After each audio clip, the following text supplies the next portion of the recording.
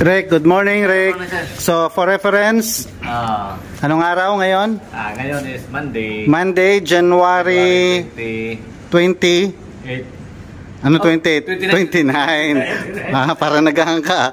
29, ha? Okay, so 2024. Okay, so ang tanungin natin si Foreman. Foreman, yung ano, alam mo yung vlog natin, umiikot to sa mga previous comments, no? O, doon umiikot yung vlog natin. So, doon tayo kumukuha ng content natin sa next natin, no? So, may nag-comment, ang daming comment for. Naghang ka daw. Sa sobrang pagod din, ano? Naghan. Oo. Okay, so, binasa ko yung comment for. Ang sabi daw, ano daw may papayo natin tip na pagka nag-utos yung engineer o yung foreman na hindi raw mapapalpak. So, anong tip? Tip lang naman to. So, ang tip ko, hindi naman siguro kasi yung direct superior ko, siya nag-utos. So, ito naman sample. Okay. So, isulat ko dito ang mga activities, yung mga sugo niya, yung mga utos niya. Saan na floor. Okay. So, yun ang tingnan ko, yun ang ituto ko sa saan ang floor na kung kumpleto na ba yung mga utos.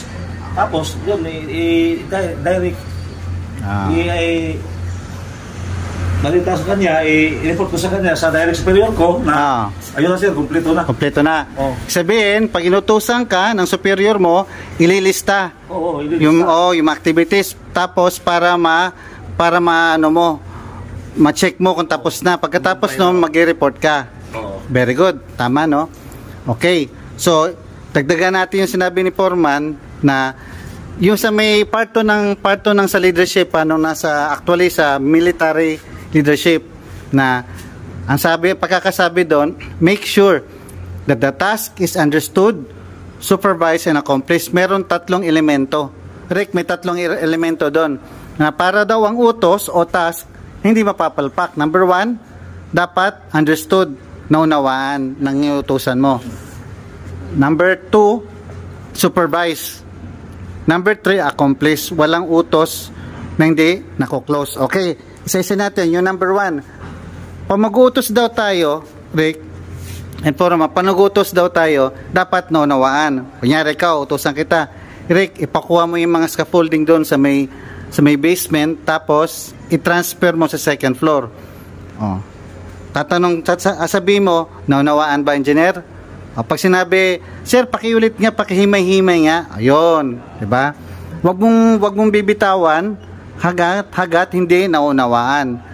Sasabihin mo ulit, engineer, yung scaffolding sa basement, ita-transfer mo sa second floor. Pag sinabi niya, okay, copy, naunawaan ko, yung unang elemento, check na, naunawaan niya. Pangalawa, hindi pwedeng actually lahat tayo, hindi lang hindi tayo nagmamalinis, lahat tayo apektado nito. Na yung sa number 2. Kasi pag nag-utos tayo, hindi na natin sinusupervise along the way.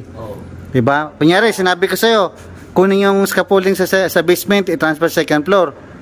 Along the way, pupuntahan mo o katatanungin mo, Engineer Ricky, kamusta yung inutos kayo ng scaffolding? Nandun na ba sa second floor? Sir, wala pa rin pero kinukuha na. Yun, diba? Check na yun. Sabihin, sinusupervise mo along the way. Hindi pwede mo na naunawaan niya tapos hindi mo na babalikan, di ba? Okay, yung pangatlo is pinaka-importante ito, Rick, walang utos na hindi na-accomplish. Dapat mako-close out yan. Mako-comply. Dapat mag-report sila, sir, yung inutos mo close na. Okay, close issue na yon, di ba? Close issue na yung pangatlo. Hindi pwede na inutusan mo, hindi mo pinalo up, di ba? Dapat, okay, nasa second floor na ngayon scaffolding. Close na tayo doon. Quits na tayo, di ba? Yun ang pinaka-isabi nun. So, make sure that the task is understood, naunawaan ang inutusan mo. Pag di niya pa naunawaan, huwag mong bibitawan, explain mo ulit. Or magutos ka ng iba kasi hindi siya capable doon. Pangalawa, along the way, habang inutusan mo pa, dapat sinusupervise mo, tama nga, nandun na sa basement, kinukuha na. Tapos titingnan mo, nandun na sa second floor, very good. Sinusupervise mo. Kasi pag di mo supervise, mapapalpak din yun. Number 3, dapat yung utos mako-close, accomplish. Alright? Oh, yes. So, yan yung learnings natin ngayon, Rick, ha? Okay? Okay, for? Okay, sir. Sige, approve, Rick. Approve.